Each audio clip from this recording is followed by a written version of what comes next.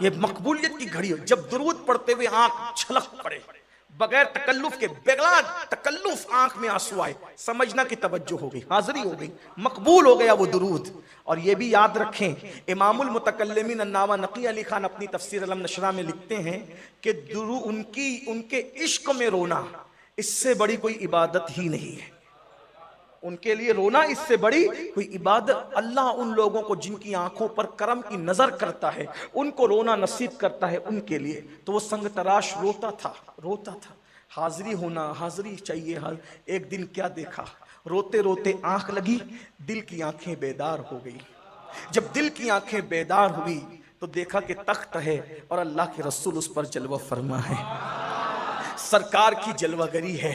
آقا فرماتے ہیں تم مدینے کیوں نہیں آتے؟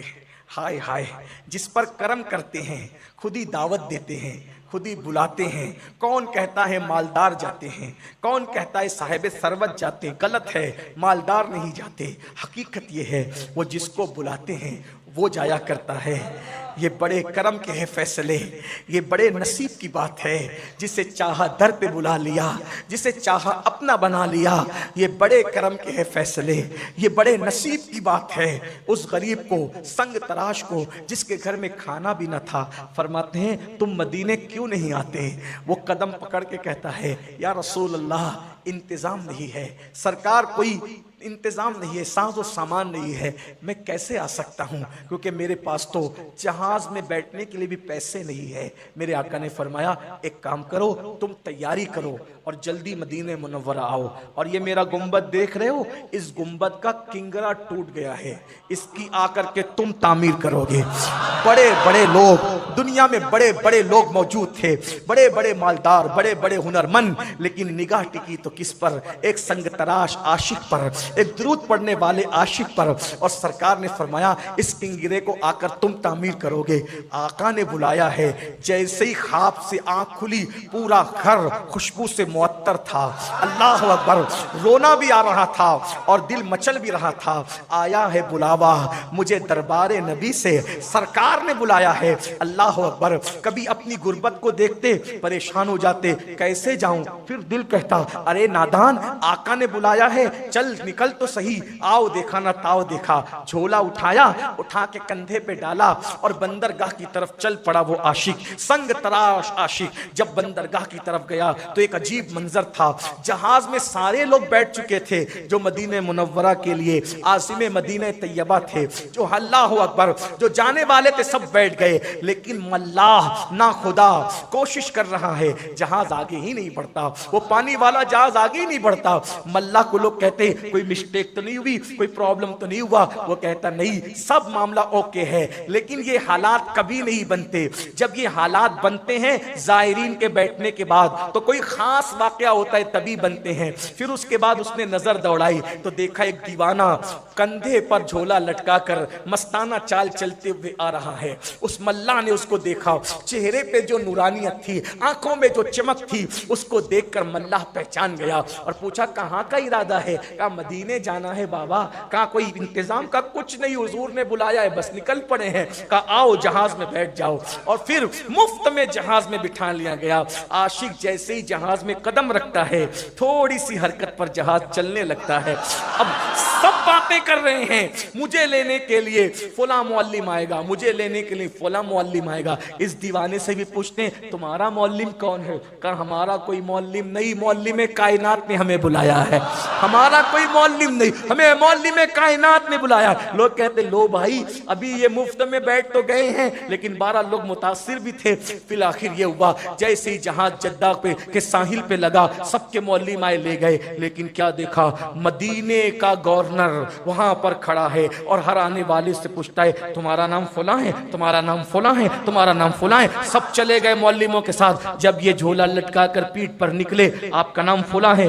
جی آپ کو کیسے معلوم کہ مجھ غریب کا نام فلاں ہے؟ میں سنگ تراش ہوں، ہندوستان سے آنے والا۔ کہا حضور خواب میں تشریف لائے، آقا خواب میں آئے تھے اور فرمایا تھا او مدینے کے گورنر، اگر تو میری خدمت کرنا چاہتا ہے تو ہندوستان سے وہ سنگ تراش میرا عاشق آ رہا ہے، جا اس کی خدمت کر گویا کہ تو نے میری خدمت کر لی، جا اس کو راضی کر گویا تو نے مجھے راضی کر لیا۔ میں مدینہ منورہ سے آپ کو لینے آیا ہوں حضور کے حکم پر۔ آنکھوں میں آنسو آ گئے، کیا عزت افزائی کرتے ہیں میرے آقا، درود پڑھنے والوں کو کیا مقام ملتا ہے۔ بہرحال لے کر کے گیا اور جیسے ہی گھر پہنچے، کیا کھائیں گے کیا پیئیں گے، کچھ نہیں، غسل کیے، کپڑے پہنے، اور کپڑے پہننے کے بعد کہا پہلے وہ کام تو کر لوں جس کا میرے آقا نے حکم دیا ہے، اور ساز و سامان لیا، اور ساز و سامان لے کر اس گورنر مدینہ کو تو پہلے ہی پتا تھا حضور نے بلایا ہے، ساری باتیں آقا نے خواب میں بتا دی تھی، کمر میں رسی باندھی اور عاشق اللہ اکبر حضور کی بارگاہ میں سلام پیش کر کے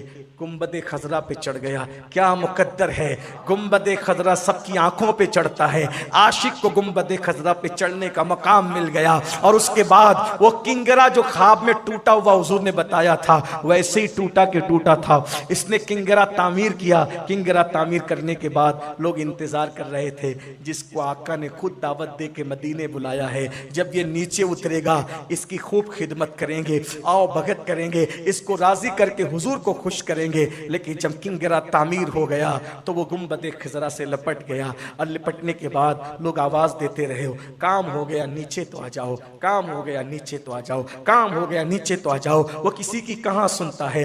بالآخر مدینے کے گورنر نے ایک خادم کو چڑھایا، جاؤ چڑھ کے نیچے اتار لاؤ۔ جب وہ اوپر چڑھا تو کیا دیکھا، گنبد خضرا پر اس کی گردن ڈھلک چکی تھی اور روح قفس انصری سے پرواز کر چکی تھی۔ جب تیری یاد میں دنیا سے گیا ہے کوئی، جب تیری یاد میں دنیا سے گیا ہے کوئی، جان لینے کو دلہن بن کے قضا آتی ہے۔ یہ عاشقوں کی موت اس شان سے ہوتی ہے، ہمیں بھی مرنا ہے۔ اس کی غیبت، اس کی چگلی، ادھر ادھر ٹائم پاس کرنے کی بجائے درود پڑھو جوانو، درود پڑھو، کثرت سے درود پڑھو، ہو سکے تو حجرہ درود میں آیا کرو، ٹائم نکال کے درود پڑھا کرو۔ میں نے بھی ابھی یہ نیت کی ہے کہ 15,000 کی لسٹ بنی 5 سالوں میں بھی اس میں اپنا نام لکھواؤں گا، 5 منٹ کے لیے ہی صحیح، میں پروگرام کے بعد جا کر حجرہ درود میں بیٹھوں گا، میں خود درود پڑھوں گا انشاءاللہ، تاکہ جن کے نام لکھے جا رہے ہیں، یہ تو بابا کے رجسٹر میں نام لکھے جا رہے ہیں، وہاں فرشتوں کا ایک رجسٹر ہے اس میں بھی نام لکھے جا رہے ہیں، انشاءاللہ میرا بھی شمار اس میں ہو جائے، اللہ کرے ہم سب کا شمار ہو جائے۔ آئیے حجرہ درود میں اتنے سب لوگ تو نہیں بیٹھ سکیں گے، نہیں بیٹھ پائیں گے، ذرا مختصر ہے، آئیے سب اپنی انگلیوں پر 100 مرتبہ درود شریف پڑھ لیں، پھر محفل، تاکہ حجرہ درود میں بیٹھنے والوں میں ہمارا بھی نام آ جائے۔ کیسے پڑھیں گے درود؟